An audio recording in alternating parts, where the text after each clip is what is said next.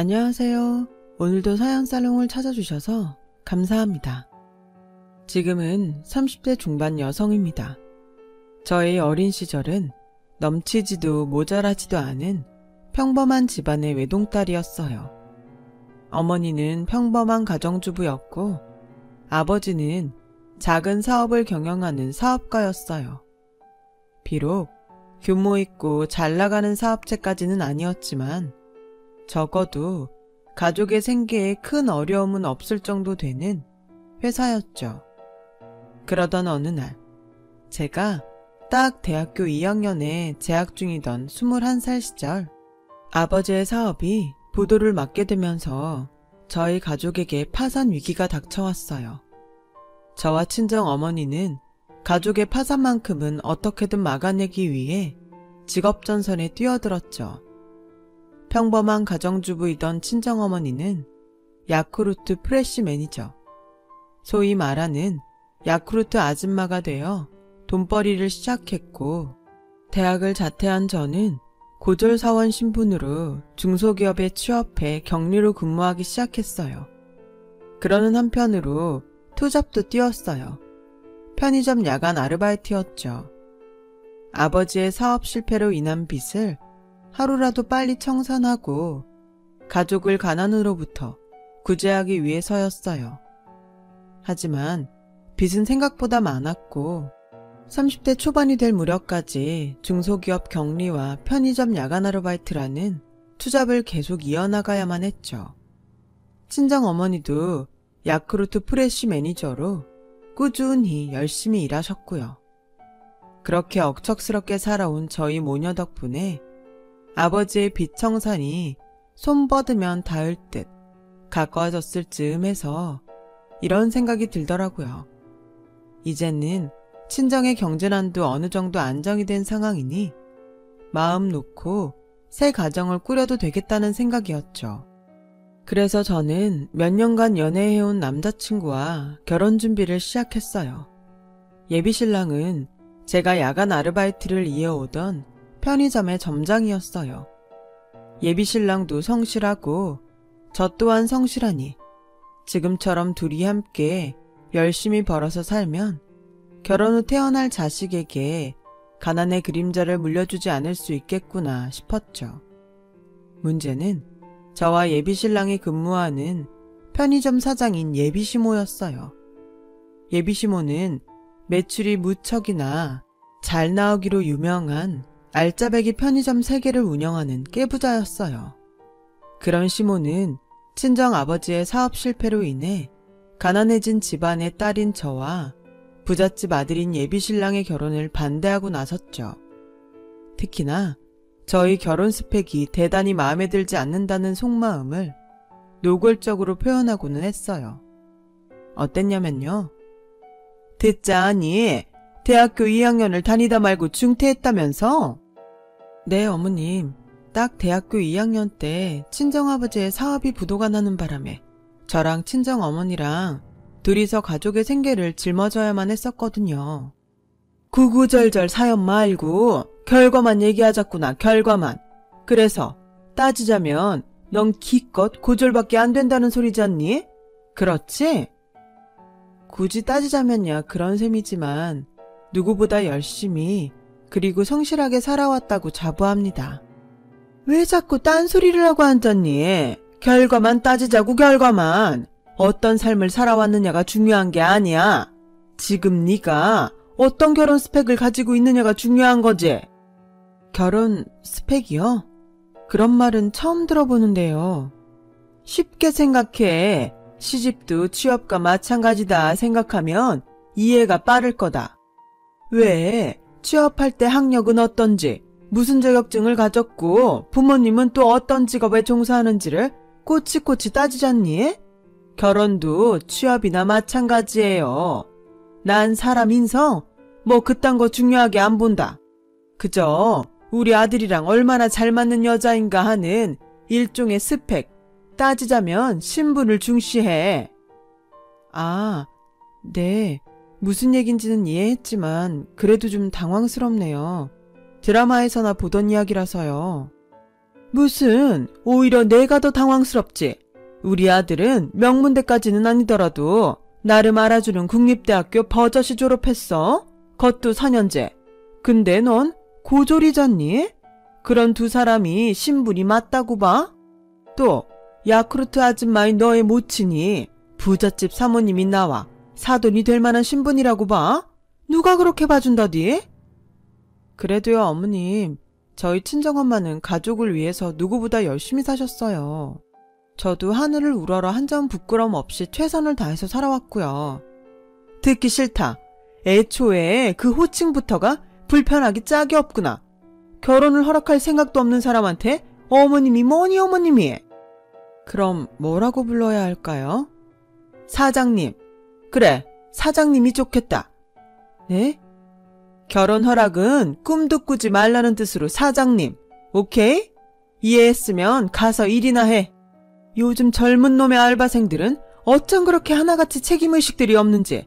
너랑 내가 이러고 있는 사이에 내 편의점은 또 엉망이 되어가고 있어. 알아? 매번 이런 식이었어요.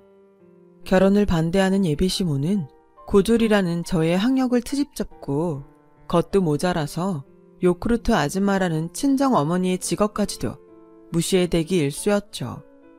그러더니 결혼 얘기가 나온 직후부터 저에게 편의점 알바 월급을 한 푼도 주지 않기 시작했어요.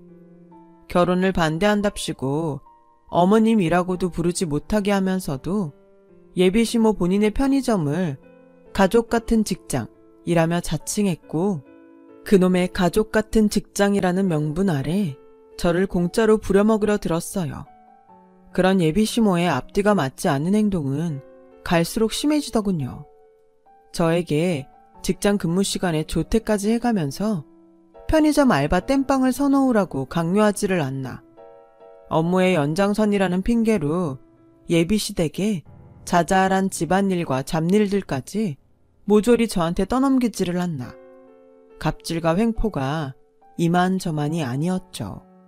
그 모든 순간을 저에게 가족이라는 명분과 잣대를 들이밀며 부려먹으려 들면서도 여전히 결혼 반대 입장은 달라지지 않았어요.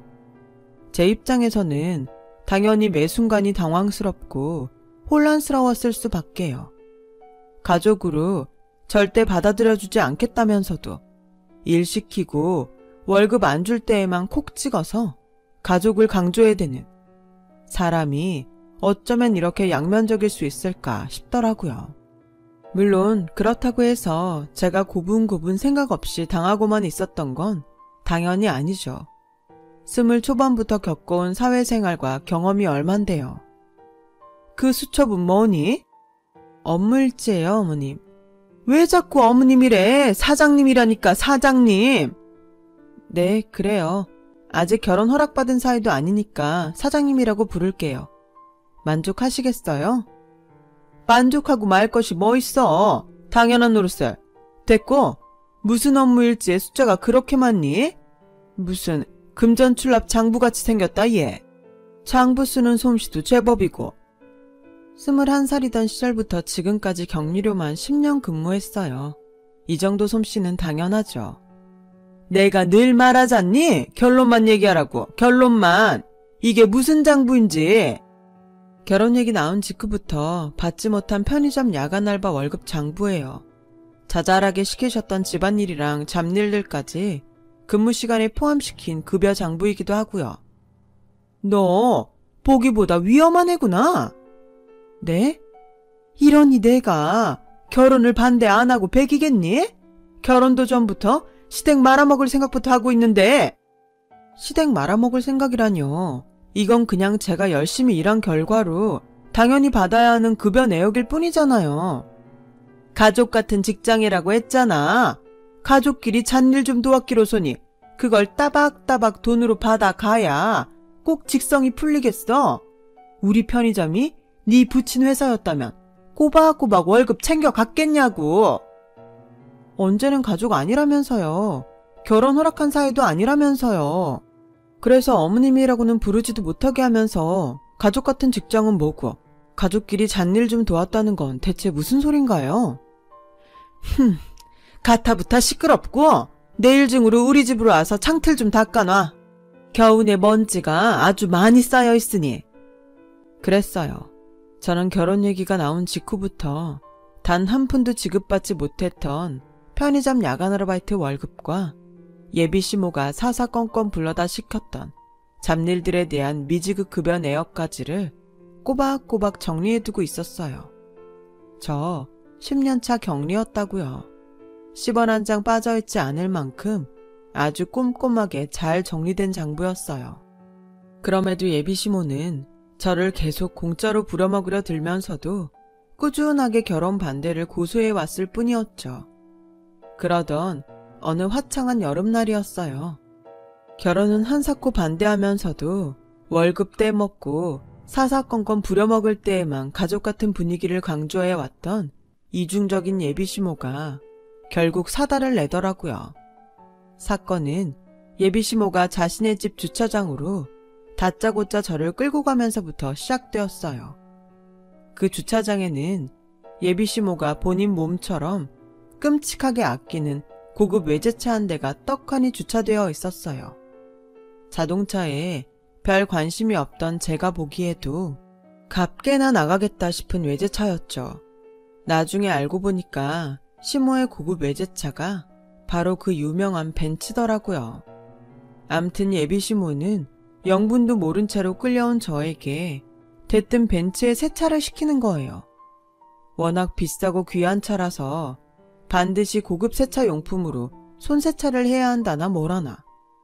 웃긴 건 그 고급 세차 용품을 제 돈으로 사다가 세차를 해놓으라고 강요했다는 거죠. 시모의 횡포는 거기서 그치지 않았어요. 황당해하는 저에게 아주 자랑스럽게 한다는 말이 글쎄, 너네 집엔 벤츠 없지? 난 이런 거 두어 대 더 뽑을 수 있는데? 이건 뭐 무슨 산업화 시대 부잣집 7살 딸내미가 동네 가난한 친구한테 집에 TV 있다는 거 자랑하는 꼬라지도 아니고. 지금 세상이 어느 시대인데 참.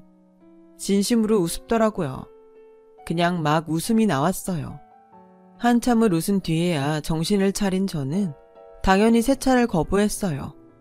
촌스럽고 유치하게 짝이 없는 예비시모에게는 더는 휘둘릴 수 없겠다는 생각이었죠. 그러자 예비시모가 왜?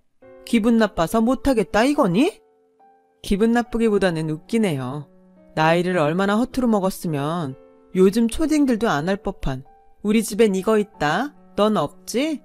이런 식의 자랑을 입 밖으로 내놓을 수 있는 건지 그게 너무 웃기고 촌스럽고 유치해서요. 그러니까 네 결론은 기분 나쁘다는 거잖아. 불우이웃 취급받는 것 같아서. 그치? 뭐라고요? 못 들었니? 불우이웃. 잘 사는 우리가 몇천 원씩 성금 내면 좋다고 받아다가 겨우 입에 풀칠이라는 불우이웃. 저기 있잖아요. 이쯤 되면 진짜 걱정돼서 묻는 건데요. 혹시 마음 어디가 많이 아프세요? 아니면 무슨 자격지심이라도 있는 건가요? 가난한 사람들한테 맞고 살았다던가 하는? 내가 가난뱅이들한테? 나 돈 많은 알부자인데? 이래봬도 내 편의점이 우리 지역 매출 탑급. 아, 네, 그러세요. 돈 많은 알부자에 편의점 매상도 쏠쏠해요. 그런데 그럼 뭐 하나요? 사람이 양심이 없는데? 대바라지기는 꼴랑 가난한 고졸 주제에 어디 감히 부잣집 사모님을 가르치려 들어. 신분의 차이라는 것도 모르고 말이야. 신분의 차이요? 무슨 신분의 차이요? 대한민국 민주국가 아니었던가요? 만인이 평등한? 돈 앞에 사람이 어떻게 평등해? 너 지금 비웃니? 감히 날 비웃었다 이거지? 그래, 이참에 너랑 나의 신분 차이를 아주 똑똑하게 알려주마. 그렇게 소리친 예비시모는 보란듯이 저에게 돈봉투 하나를 내밀었어요. 불우이웃 취급받기 싫으면 이 돈 받고 영원히 사라지든가 아니면 나 죽었소 고개 숙이며 얌전히 세차나 해놓던가 하면서요. 얼떨결에 그 돈봉투를 받아든 저는 또 웃음이 터지고야 말았어요. 부자 유세를 제대로 떨고 싶었으면 어디 드라마에서 본 것처럼 거액이나 떡하니 던져가면서 떨던가. 그날 예비시모가 저에게 건넨 돈 봉투는 에이, 난 또 무슨 드라마 속 사모님들처럼 거액이나 떡하니 던지면서 유세를 떠는 줄 알았지. 이건 제가 당연히 받아야 하는 급여잖아요. 그동안 못 받은 편의점 야간 알바 급여랑 이래저래 시켰던 잡일들에 대한 급여요. 입 다물고 고개 숙이면서 받아? 감사한 마음으로 받으라 이 말이야. 내 돈 내가 받는 건데 고개를 숙여요? 겉도 모자라서 감사한 마음으로? 왜 그래야 하죠? 어차피 안 줘도 아무 문제 없었을 돈이야. 평생 안 주고 입 싹 닦으려다가 너 하는 짓거리가 하도 오만방자하길래 교육 차원에서 주는 것이니 당연히 고개 숙이고 감사해야지. 저기요, 마음은 아파도 말은 똑바로 해야죠. 순서가 바뀌었잖아요. 그쪽이 나한테 고맙고 감사한 마음으로 지급해야 하는 돈이라고요. 내 쪽에서 고맙고 감사하게 받을 돈이 아니라 내가 피 같은 내 돈 넘겨주면서 고맙기까지 해야 한다던? 당신은 당신 편의점 매출이 공짜로 잘 나온다고만 생각하죠? 난 아닌데. 적어도 보편적이고 올바른 사고방식을 가진 사람이라면 당연히 아니라고 생각하는 게 정상인데. 왜? 나랑 다른 알바생들이 편의점에 애정 갖고 열심히 관리 안 했다면 하루 사이에도 뚝뚝 떨어져 나가는 게 매출이니까. 웃기시네. 그래 봤자 꼴랑 허드렛 일이라는 하찮은 알바생 주제들이 월급이랍시고 과분한 돈이나 따박따박 내놓으라고 어깃장이나 부릴 뿐이지. 네, 뭐 당신은 개가천선의 여지조차 없어 보이네요. 암튼 이 돈은 내가 당연히 받아가야 하는 내 급여이니 당연히 받아가죠. 그쪽이 열심히 해준 나한테 고마워하거나 말거나 알게 뭐래? 이제는 남남인데. 야! 뭐여? 너 그거 지금 파혼하겠다는 뜻이야 뭐야? 그걸 꼭 말로 해야 알아들어요? 정신수중만 9살인 줄 알았더니 지적 능력까지도 9살인 모양이죠? 그렇다면 꼭 말로 해드립죠. 이 시간부로 파혼합니다. 보자 하니까 정말 어느 나라 법도가 그렇다디? 세상 돈 최고고 돈 많은 사람이 가난한 쪽에다 대고 고개 숙이는 법은 없어 이거사. 파혼을 놔도 내가 먼저 놔. 네, 마음대로 생각하던가요. 난 더 이상은 그쪽이랑 엮이고 싶은 마음 눈꼽만큼도 없고 그쪽이 먼저 선언하든 파혼이라는 결과는 달라지지 않을 테니까. 그쪽이 그렇게 좋아하는 결론 말이야. 그날 저는 시모가 건넸던 돈 봉투를 받으며 돌아섰어요. 당연히 받아야 하는 저의 급여인 만큼 당당하게요. 그와 동시에 저는 파혼했어요. 예비신랑을 사랑하지만 그렇다고 해서 이렇게 무시당하는 결혼을 감행하고 평생 고통받으면서 살 자신이 도저히 없었거든요.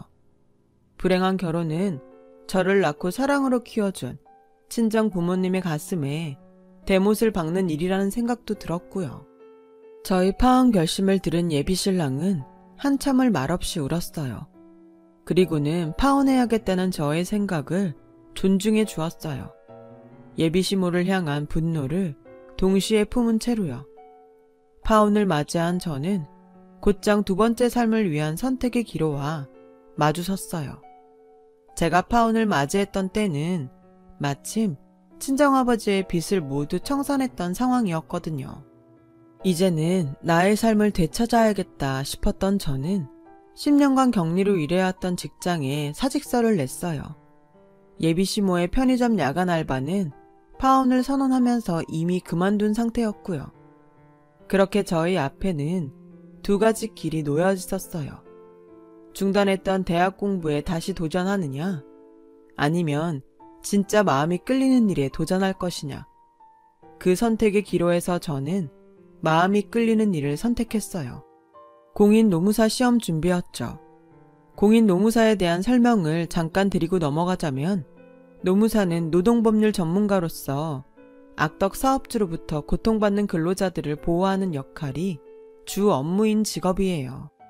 그리고 제가 대학 공부가 아닌 노무사라는 직업에 마음이 끌렸던 이유는 바로 예비시모 때문이었죠. 예비시모로부터 임금체불을 당하면서 저 말고도 열심히 일해서 번 돈을 제대로 받지 못하는 사람들이 많다는 사실을 알게 되었거든요. 저 또한 한때는 임금체불의 피해자였기에 그들의 아픔을 100% 1000% 공감할 수 있었고요. 그렇게 저는 열심히 일하는 사람들의 등골을 빼먹는 악덕 사업자들이 많다는 걸 깨달았고 사회 정의를 바로잡기 위해 노무사라는 직업을 선택했던 거예요. 조금 더 구체적으로는 근로자들을 악덕 사업자들의 횡포로부터 지켜내기 위해서였죠.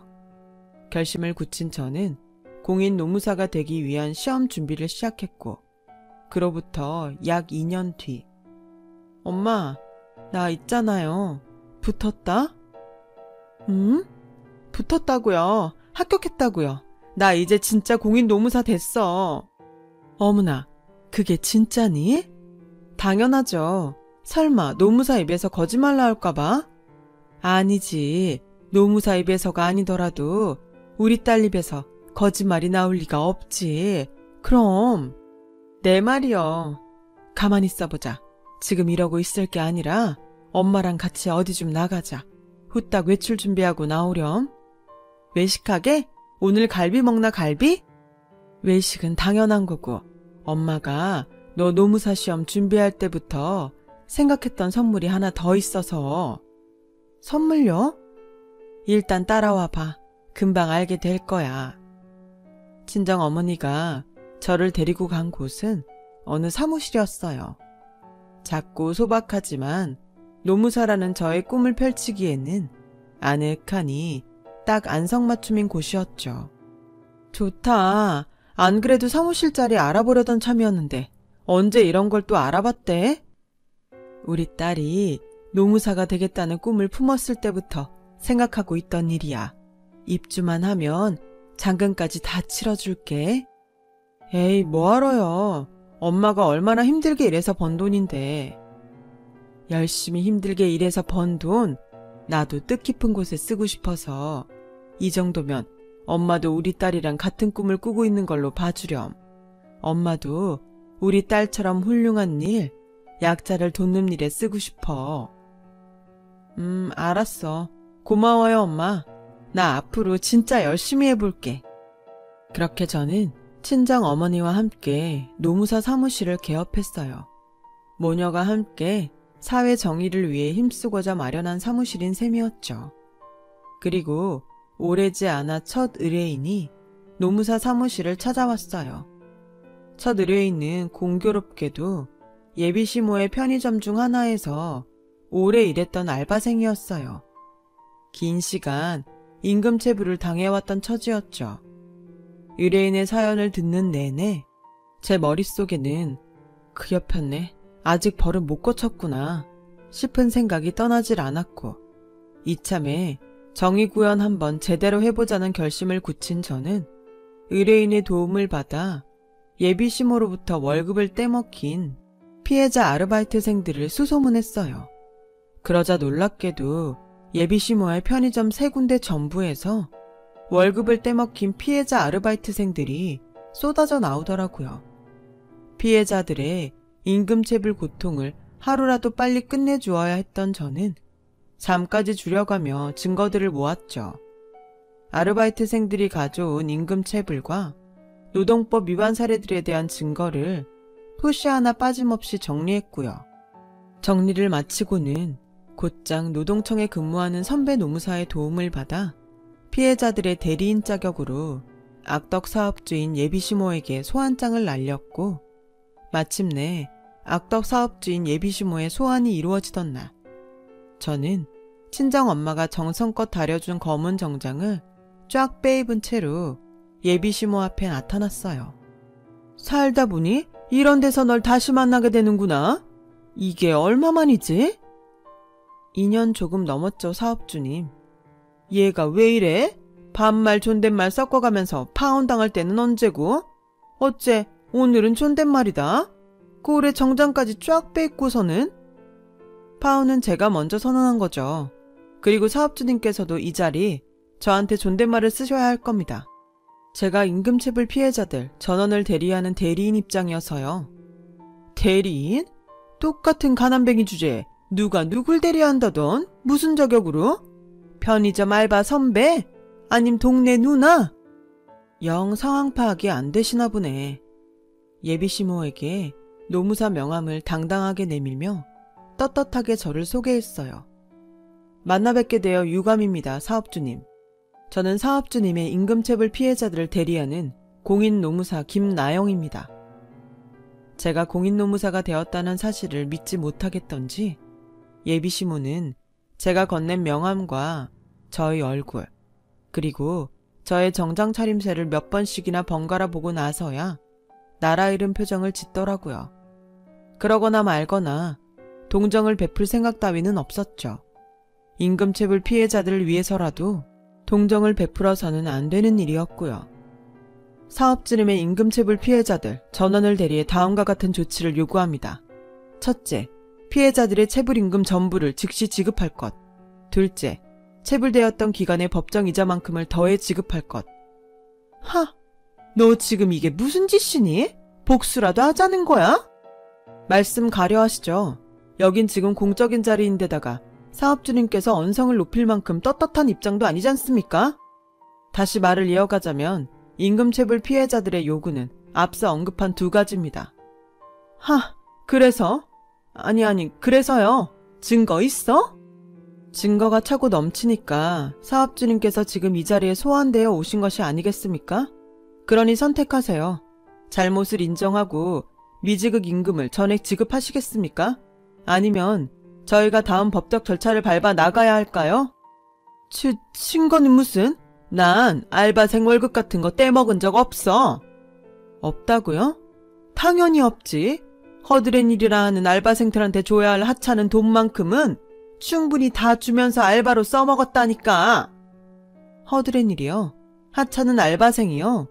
지금 그 발언을 추후에 문제 삼을 수도 있습니다만. 문제? 카이꺼 사물하지. 내가 월급을 떼먹어?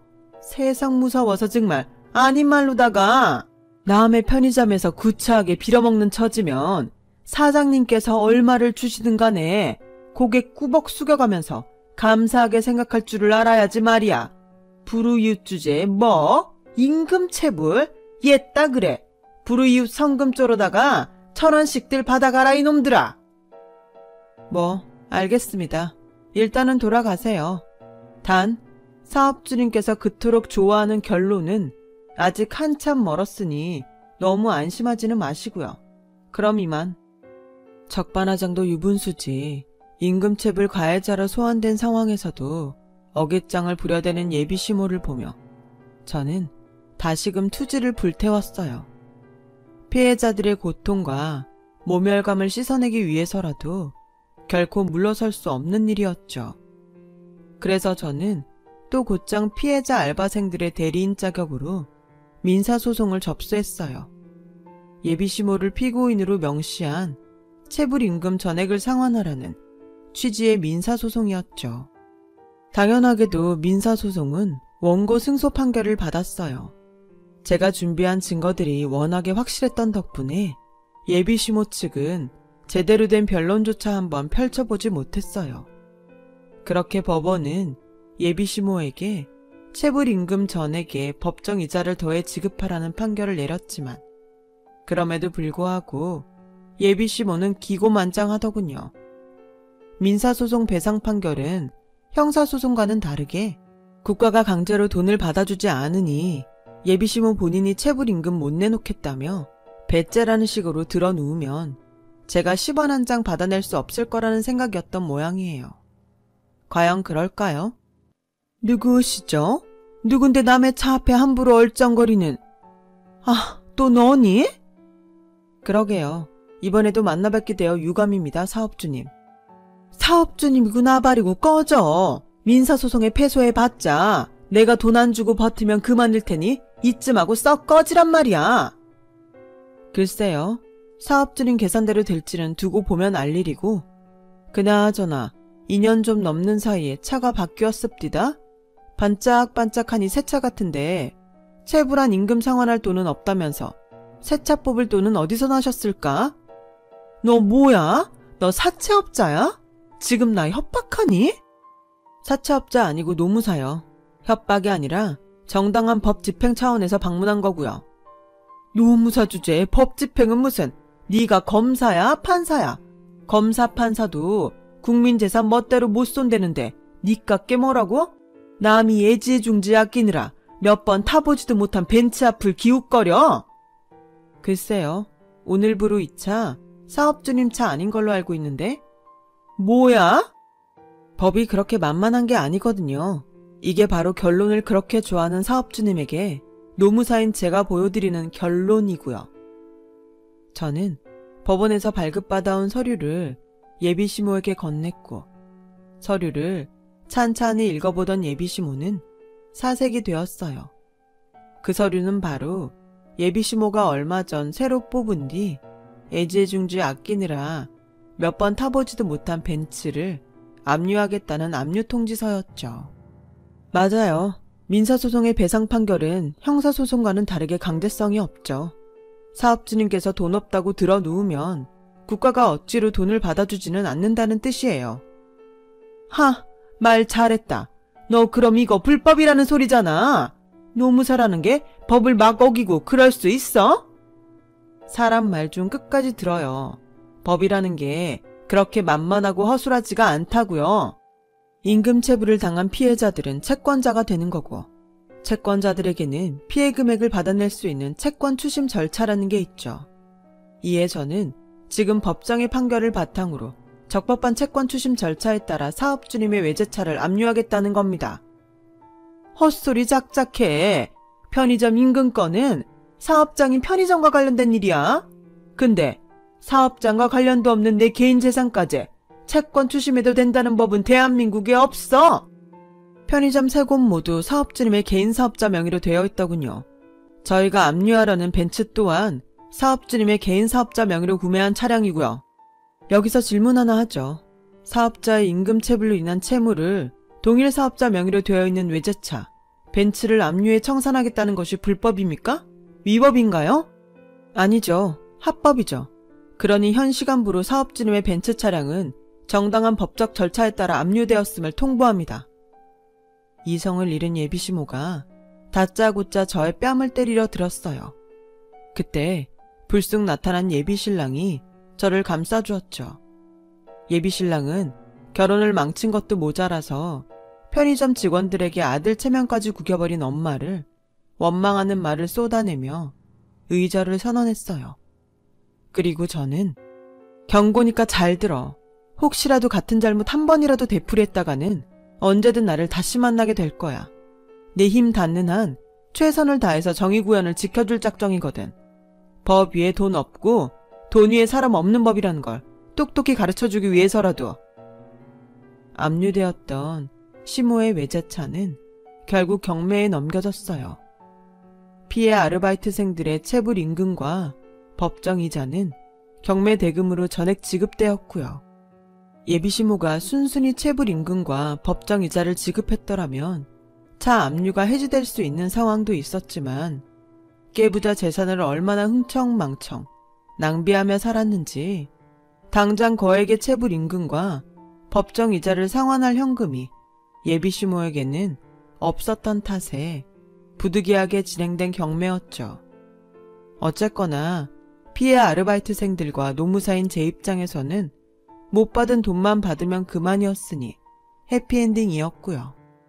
예비시모는 지금 파산 위기까지 몰렸다는 풍문이에요.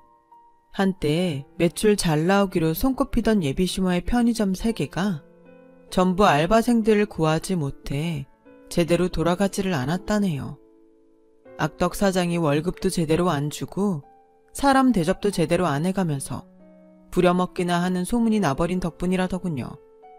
한편 저와 예비신랑은 조심스러운 연애를 다시 시작했어요. 예비신랑이 엄마에게 크게 실망했던 탓에 예비시모와의 관계는 완전히 끊어버린 채 저희 커플은 예비시모로 인해 받았던 상처를 조심조심 치유해 나가면서 함께의 미래를 다시금 꿈꿔 나가고 있어요. 저는 공인 노무사 일에도 최선을 다하며 지내고 있죠. 지금까지 그래왔듯 앞으로도 사회 질서와 사회 정의를 위해 힘쓸 예정이랍니다. 저 잘할 수 있겠죠? 제 이야기 들어주셔서 감사해요. 들어주신 분들 모두 억울한 일 없이 좋은 사람들과 좋은 인연 맺으시길 바랍니다. 건강하시고요. 여러분, 사연 댓글에 응원과 현명한 조언 부탁드려요. 좋아요와 구독은 저에게 큰 힘이 됩니다. 오늘도 좋은 일 가득하세요.